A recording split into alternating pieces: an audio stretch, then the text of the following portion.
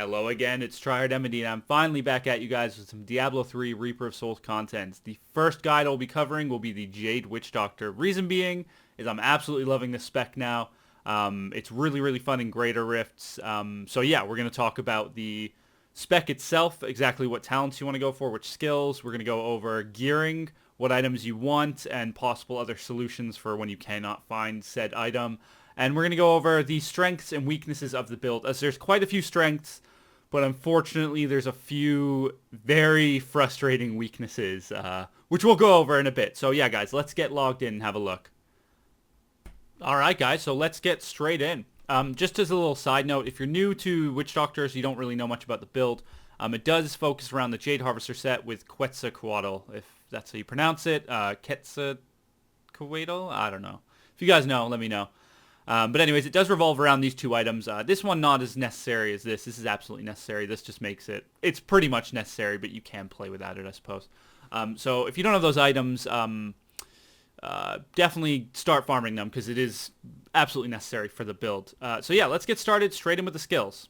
Alright, so...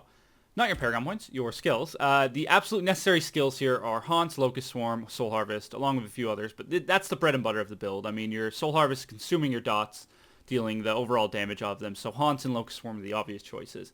Now, Haunt with Resentful Spirits, I find this necessary. I've seen some people playing with Poison Spirit since they've changed it, but Resentful generally is better. I mean, you spend half as much time casting Haunt as you normally would, which is a huge bonus, especially in Greater Rifts. Time is of essence. You need to get everything dotted up as quickly as possible so you can start soul harvesting. And the same goes for Locust Swarm and Pestilence. It doubles the chance of it jumping, or well, it jumps to 2 enemies. And that's huge. I mean, it saves you so much time. It spreads immediately, one cast, and you just forget about it. Absolutely fantastic. Now, Soul Harvest is absolutely necessary. There are a few different runes you can use here. Generally, I find Swallow Your Soul to be the best. I mean, for mana management, unless you're really good, I find this necessary. I mean, you can run out of mana. I mean, Piranha and Locust Swarm both cost a lot of mana, and you get to points where you cast this twice in a row. And yeah, I mean, that's like 3/4 of your health pool, essentially, depending on your mana, obviously. But yeah, I've seen people play Siphon as well. I haven't had much luck with it. I'm not a huge fan. And I'm not really a fan of the other runes either. I've seen people trying this as well, but again, I find the mana from Swallow Your Soul just too good. You know, 25%, or well, 5% per enemy. There's no cap on it, but if you're getting at least 25% of your mana off that, it's absolutely fantastic. Now, the only real adjustable skill I see in this build, you need Piranhas, by the way. Definitely crucial, gives you 50% damage, pulls everything in. But the only adjustable one I see is Horrify. I really like Horrify, a frightening aspect. Gives you 35% armor for 8 seconds, so if you're building armor, it's a huge survival cooldown. The other one I really liked was Hex with, oh no, sorry, not Hex, what am I saying? Mass Confusion with Paranoia. So pretty much when you Mass Confuse, it CCs everything, which is great, and everything takes 20% more damage for 12 seconds. Win-win. But the only problem is it's on a 60-second cooldown. So if you're in a Greater Rift, like 35 plus, and things, or it depends on your gear, if things aren't like dying instantly, especially like elites and things like that, this is an off cooldown all the time, where with good cooldown reduction, Horrify is pretty much usable all the time, every 6 seconds or so. So you can literally have a state of perma CC between, well, you disappearing a Spirit Walk, Horrify, and Piranhas. So yeah. If you guys have anything else to suggest for Horrify, let me know. But what I did before I was really geared, and I had like, well, decently geared, and I had no survivability, I was actually using zombie dogs with either leeching beasts or lifelink, because the dogs are actually taking hits all the time and tanking things off you. I find it when you're gearing up, it helps a lot. And when you don't really know how to rotate between Piranhados and Spirit Walk, like you're kind of new to it, mixing in Horrify can be a bit overwhelming. So zombie dogs are like the perfect solution because they tank, you take less damage. I mean, 10% is big, and they don't seem to die. And if they do, you know, you've reset the cooldown by the time they die, so it doesn't really matter. So that's an absolutely great swap out for Horrify as well. So give that one a shot. Now for the passive skills, they're fairly straightforward. Grave Injustice, this is crucial. Pretty much every time you kill something, it gives you 1 second cooldown reduction. That's like the bulk of the build, because you dot everything up. You do so much damage with Soul Harvest, it kills huge groups of enemies at the same time. And plus, they're all grouped up, so you kill like, you can kill like 30 guys at once with Pronado. Absolutely fantastic. Gives you a bit of health and mana, things like that as well. Creeping Death. Now, I find this crucial. I've seen people playing without it. I don't understand how. They've been swapping out that for Gruesome Feast. And that's without the Hellfire Neck as well. So I'm not sure how their playstyle works. But apparently it might. Give it a shot. I didn't get on with it at all. I felt like with my Quetzalcoatl Helm, my Haunt and Locust Swarm were just falling off immediately. And unless you did the damage immediately, it was bad. Maybe for Torment 6 it could be decent. But, I mean, T6, it's easy anyway, so it doesn't really matter. Pierce the Veil, I love this build. I love this talent. I think it's great. It fits in perfectly with this build. Mana's not an issue at all. So ignore the mana cost increase. You just get 20% damage. I mean, that's it. 20% damage. Nothing else to say about that. It's just fantastic. And Spirit Vessel, this is great, especially for Greater Rifts. I mean, not only does it reduce the cooldown of your Soul Harvest, Spirit Walk, and Horrify by 2 seconds, but when you die, you don't die. You turn into, a ghost and then run around like crazy for a little bit. And that saves your ass in Greater Rifts, especially because sometimes you get spiked. Like you're in the middle, you've CC'd everything. Like one guy will get loose, and then you'll get spiked for all your health. So that saves you that death timer in Greater Rifts. So yeah, guys, that's the actual build. If you have any questions anymore in the comment section below about like the talent choices and skills, let me know and I'll talk them over with you. But I feel like this is the strongest variation of this build, at least for me. I haven't done Greater Rift like 45 or anything like that, so I'm not sure if those guys use anything else. But, I find this to be the absolute strongest. So yeah, give it a shot. Let's go on to items. Rightio. So we're going to go over the items I have, and then we're going to go over, I've made a page on Diablo fans just going over the item choices you can pick between, and they have that new build system where it shows like adequate, required, things like that. And I really like that system, so we'll go over that after this. But the items I'm using 6-piece Jade, 5 pieces. The obvious choices are always gloves, shoulders, chests, legs, boots. Those are the ones you generally, end up using. So you don't have option of the helm really, because it's taken up by the Quetzalcoatl. All right. I'm using a furnace, decently rolled. It finally dropped. I was bitching for ages. I couldn't get hold of this. It is a tough weapon to get hold of, but there are other solutions out there. There most definitely are. I mean, like one of them, like that, for example, Azer Wrath, and I'll show you some more in a bit. But there are other solutions that are viable. Furnace is clearly the best weapon in the game right now. There's countless videos and posts out there. But this will change. It'll change. I would have thought so. So anyways, belts, couple options there. I'm using the Houge wrap? Houge wrap, I guess? How wrap? I don't know. Anyways, it makes your Locust Swarm slow everything by 80%. That slows fucking gigantic, especially in Greater Rifts. I really like it. It's got really nice survival talents and, survival stats on there. So I'm a big fan. And then helm-wise, obviously Quetzalcoatl. We'll go over. There's no real anything else that shines. This is like bread and butter with the build. Pretty much Locust Swarm and Haunt deal all their damage in half the time. So instead of 8 seconds, 4 seconds. It's essentially doubling the damage on it, because it's doing it quicker.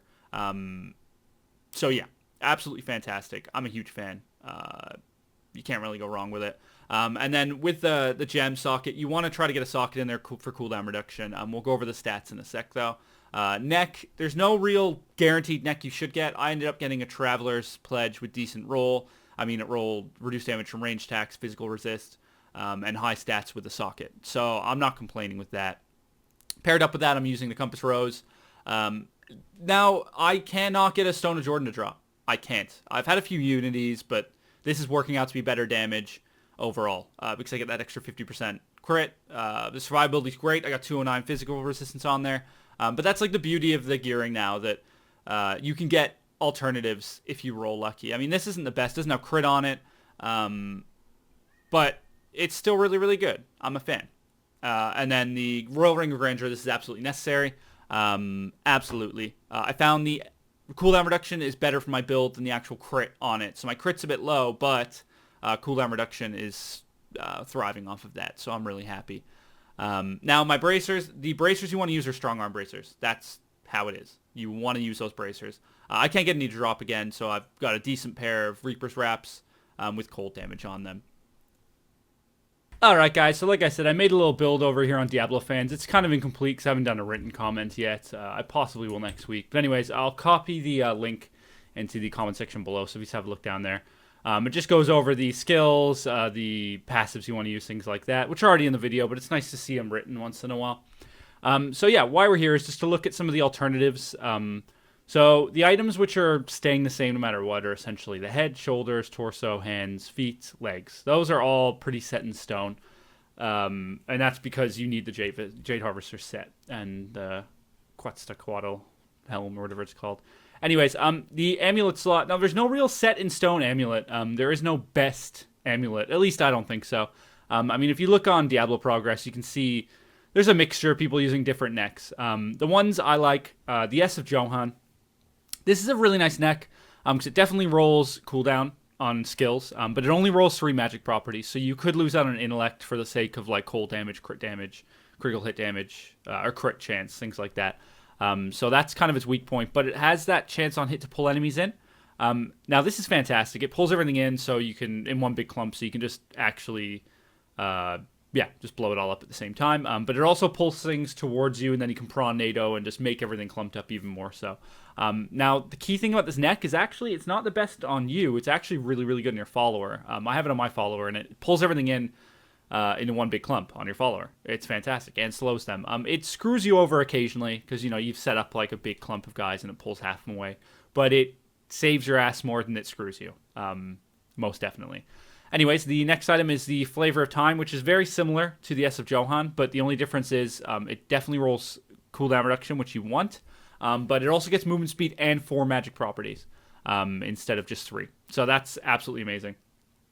I guess that one's technically 4 as well, but this one rolls movement speed, and the movement speed is actually really good because you can move out Paragon points into intelligence, which I've done with my ring. And the next one is Blackthorns. You can pair it up with the belt. If you can't find a really good belt like Vigilante belt or something like that. So yeah, you can get your 3-piece with your ring with the belt as well, which is really nice, I'd say. Plus that, and it always rolls crit chance, so chances are you're going to roll good stats on it regardless. Next slot is the bane of my existence, the strong arm bracers or wrists. That's just like so good because when your Piranhados pulls everything in, not only does it take 15% more damage from the skill, it does 20 to 30% damage when it lands on the ground, which is detrimental to doing insane amounts of damage. So that one's just really, really, really good. Reaper's Wraps are an alternative solution. They're decent, but, you don't really run out of mana, so it's not that huge of an issue. But you can craft them. That's the big part about it, and you can craft a Ancient Pair, so that's good. Krellums is only good if you have the belt, and that's only good if you can't get one of the belts you really want. The 500 Vitality is useful, and the knockback is always useful as well, because you do get knocked back occasionally out of ghost form, and that kind of screws you. There's some really good wastes out there. Vigilante belt is fantastic. Cooldown reduction is like your key stat up to an extent. Not even up to, it's your key stat. There's no way around it. So that rolls, cooldown reduction, which no other belts really do. Then the Howage Wrap, or the Howage Wrap, I don't know. How Wrap, who knows. Anyways, the slow on that is huge. Yeah, you get the slow off your gem, Bane of a Trapped. We'll go over that later. But the slow off this is just fucking amazing. I mean, Locust Swarms on everything. It's more than 15 yards away from you. And if it rolls 80% like mine, white mobs don't move, really, which is good. Witching Hour is probably the best one. Well, it's probably tied with Vigilante for damage-wise. It can roll crit damage, which is invaluable. Attack speed, not so much. Not useful at all with this build, but the crit damage alone is fantastic. Rings, pretty straightforward. Royal Ring of Grandeur, necessary. Stone of Jordan, absolutely amazing. If you can get one to drop with good stats. I can't get one to drop. I've got an agility one and a strength one. Even if I re-roll them, it doesn't work out to be better than the ring I have, so that sucks. But hey, you guys might be luckier than me. That's effectively up to 50% damage against elites with the cold damage on there as well. And then Unity is always a good choice, especially if you're having problems rotating your cooldowns and staying alive. But it's really good. You get your crit damage on there, your damage to elites, and then you put another one on your follower if you're lucky enough to get 2, and you take less damage, a lot less damage. So yeah. So moving on to weapon, obviously this slot can be very, very frustrating for people, especially when you need certain items. Luckily, there are a few good options with this build. Furnace, I'd say, is always the number 1 pick. Sunkeeper is also very, very good with a good offhand.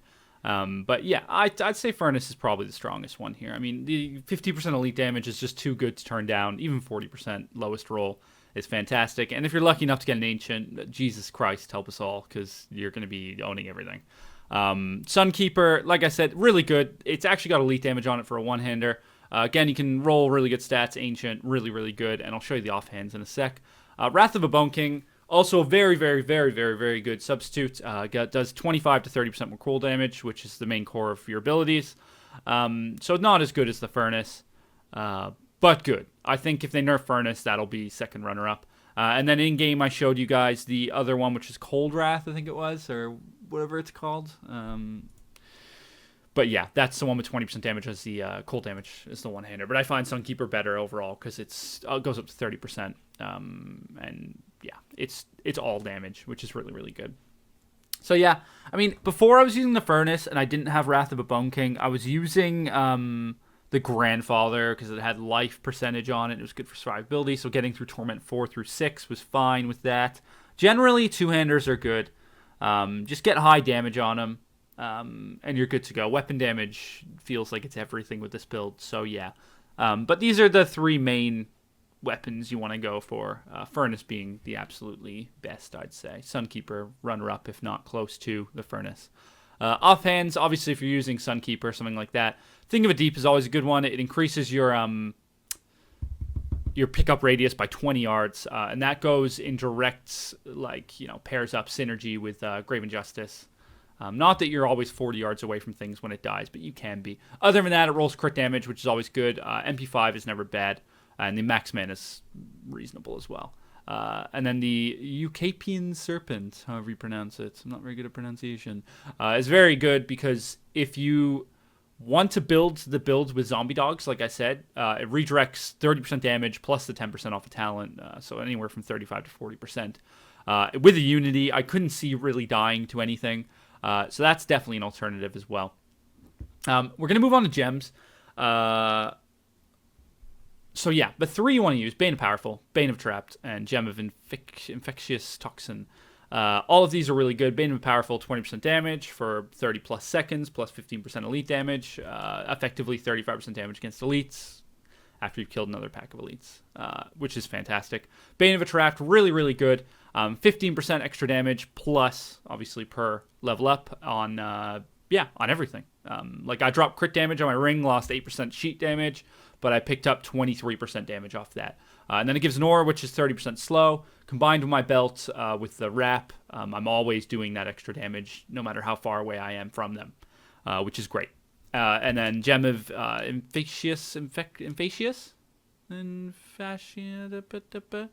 poisons all enemies for 2,000 damage over 10 seconds. This is consumed by your Harvester set bonus, but it is not affected by your Quetzalcoatl, because that's only Haunt and Locust Swarm. So, while it's good, it is very, very good, and it's not affected by the helm. Lots of people might think it is. I don't know why. It doesn't say on the helm that it is. Clearly is not. But it is consumed in the dot. They also take 10% extra damage once you're above rank 25, which is amazing. Paragon priorities, movement speed always being a must. You want to cap 25 or at least close to 23, whatever. But there should be really no excuse not to be 25. Primary stat, intelligence, and then vitality, maximum resource. Those are the order you want to level those in. Obviously, maximum resource not being very important, vitality being fairly important, and then, intelligence. But yeah, you're pretty much just going to be putting in intelligence forever. Offense, cooldown reduction is gigantic. I mean, reducing the cooldown on your Spirit Walk and your Soul Harvest and your Piranados is absolutely crucial. If you get, if you pair that with 3 kills with your Graven Justice, you're looking at instant resets kind of thing. I'd say a safe amount to be is above 30%. A comfortable amount to be is around 35%. Sorry, around 45%. That's with your 10%. Anything above that's fantastic. But yeah, absolutely crucial. And then on your crit damage, that's very, very, very good. Crit chance, not so as important as you have time to crit. It's not like you have to crit the first dot. You can just reapply over and over. And attack speed is effectively useless, at least from what I've read into and tested with. I don't see a big hoo-ha. It doesn't do anything. Ignore at all costs. And then defense, armor is always really, really good. Resist all being second up. Life, it is important. You do need to take a hit once in a while. And if your life is low, no amount of armor and resist all is going to save you. I'll show you the stats in game that I'm sitting on and recommend around there. And life regen is always good in those situations where you've taken the hit, you've survived, and you're in the back waiting to ghost back in. Soul Harvest. Life regen is always helpful because it can get you above that threshold to take another hit. When your potion's on cooldown. And utility, resource cost reduction, area damage, life on hits, and then gold find. Now, these are questionable. I've seen people using life on hit over area damage. I don't believe in it. I think area damage is the best to go for. And resource cost reduction does actually help a decent amount with mana generation and things like that. But you could always ignore that and just go for those two if you really wanted. It's completely up to you with that. But that's just the order I like to do them in. All right, and just a few more little side notes with gearing. Things you want to reforge towards. Shoulders, defensive stats are always really, really good. Ideally, you'd want something with like intelligence, vitality, cooldown reduction, and haunt damage. Something similar to that. But if you can't get close to that, haunt damage or cooldown reduction are always good. I chose the haunt damage because I felt like my cooldown reduction had hit a point where I didn't really need too much more. But I could always swap it out later on if I felt like it. And then on gloves, I should probably swap the vitality out for cooldown reduction, but I'm feeling comfortable with the survivability. It's completely, oh my god, ignore that noise. It's completely up to you on that. But yeah, crit damage, critical hit chance, and then cooldown reduction are always nice. And on the weapon, if you have a choice to re-roll an extra stat, I found the 9% cooldown reduction or 10% max was better than the 10% damage on there. It just felt like I was doing a bit more DPS with it. Other than that, everything else is straightforward. I mean, you want to go for survivability stats. I had Locust Swarm on that as a set, so I'm fine with that. I re-rolled armor into huge vitality, which I was very, very happy with. But other than that, it's all very straightforward. Just you got to mess around with your talents because everyone's stats are going to be different. You want to play with it to the point where you feel comfortable with what you're doing and your damage feels the best it can be. But generally, you want to get your cooldown reduction up. That's very important. 40% is a very comfortable point, but I'm finding myself okay on 34. I'm going to mess around and probably go up to 45-ish over the next few days, but I'm happy with that. So yeah, guys, let's just go over some strengths and weaknesses of the build now. Okay, guys, so as you can see in the clips I'm showing you, the main strength of this build, the absolute strength, is its ability to do insane amounts of damage to a huge group of minions. Reason being is Soul Harvest doing as much damage as it does in the billion plus, it has potential. When you're hitting groups with weaker minions in them and them dying, you reset the cooldown on Soul Harvest. So you're essentially like resetting one of the heaviest hitting skills in the game to 0 cooldown. So when you get big groups, elites mixed in with white minions, the damage is phenomenal. It's absolutely amazing. The only issue with the build is, okay, so you have a big group, you kill it, great. You go to a group with like 2 guys and you dot them and there's nothing else to be seen, you Soul Harvest. You still got a cooldown on that, you get to everything else, dot it, and then you have to wait for Soul Harvest. So sometimes there's a lot of waiting happening. It really falls off against individual mobs. But the main strength of the build is it's absolutely amazing for AoE. Your survivability is fantastic as well because as you're killing things, you're keeping yourself alive. And that's just how it is. Like, you're resetting the cooldown on your Spirit Walk, your Horrify, everything else. And that's just, great. Like, you can see, like, survival. Like, you're always invisible if you have minions around. But it brings us to the weak point. If there's very few limited minions around, you're not resetting your cooldowns. This is where the build falls off. Like, I'll show you a Rift Boss here. And yeah, I mean, it's painful. It's so painful to fight Rift Bosses with this build because you have a lot of waiting time. You're waiting in between haunts, and that's just what you're doing. And other than that, your dots are ticking for a very mediocre amount of damage. There's nothing impressive about your dot damage in the slightest. The only way to fix that issue, but would unbalance the build because it would have too much AoE with good single target, is to have your dots, I don't know, do more damage and maybe Soul Harvest consume a bit less of that damage to equalize the damage out. But I feel like the build plays well as it is. I don't feel like it needs too much adjusting. But either way, Witch Doctors aren't the best in the ranks right now on leaderboards. And I feel like that's because we lack the inability to do both single target and AoE damage with this build. Obviously, there's builds like Carnival and stuff, but they have their weaknesses as well. Overall, it would just be nice to see a little bit of love, but I'm happy with the state that we're in right now. I don't have too many complaints. But yeah, a bit of tweaking would always be, I'm sure we wouldn't mind. Apparently, there's talks of the 4 sets being changed into 6 sets, like Helltooth or whatever it's called. Is that the 4-set one I'm thinking of? I think it is. But yeah, anyway, so that they might fix some stuff with that. We don't know. I hope so. No, not Helltooth. Sorry, Zunimasa's is the 4-set. But we'll see. Anyways, guys, it's a very strong build, very fun. If you can manage to scrape the items together for it, you'll enjoy yourself. Lots of people say it's boring, but I really find Greater Rifts to be fantastic with this build. So yeah, guys, enjoy it, and let's wrap this up. Well, guys, that wraps it up. If you have any more questions at all about the build or like any curiosities about it, just let me know in the comment section below or send me a personal message on YouTube and I'll definitely be there to check it. Huge thing I'm trying to do nowadays, guys, is get into live streaming. I'm really enjoying it. I'm playing lots of Diablo and some Hearthstone, maybe a bit of Heroes, doing some viewer runs, stuff like that. But I really want to boot this up, and I can't do that without your help and without you guys viewing. So if you ever want to pop into Twitch and ask any questions or play with me on my Witch Doctor, things like that, it'd be great. We have Season 2 coming up, and it's going to be a really fresh start, and it's going to be really, really fun. So if you click the link in the section below or just copy and paste, just copy this into your browser, definitely come check it out. Follow me on Twitter. I'm commenting or saying when I'm like actually logging on to stream, things like that. So far, the schedule is pretty much every weeknight for at least 2 or 3 hours, paired along with every weekend for at least like 5 or 6 hours a day. So yeah, guys, I'd definitely like to see you there. So come follow me on Twitch, and yeah, follow me on Twitter as well. But other than that, the next guide that's coming out, I'm going to do probably a bit like I want to do a little series, because obviously Season 2 is coming out, of builds that are good without items, without set bonuses and things. So it'll get you through Torment 1, 2, 3, 4, whatever. They're just generally globally good builds that do good damage and aren't reliant on any specific item, which everyone's going to be starting from next season.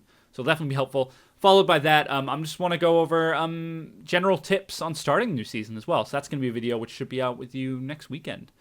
But yeah, just one shout out for the end of the video to my friend Harry, PewGeminiLive, over at his channel on Twitch. He's been helping me out getting into live streaming, things like that again, since I've been off for such a long time. I forgot all my settings and shit like that. Great stream to watch. He plays lots of retro games, stuff like that.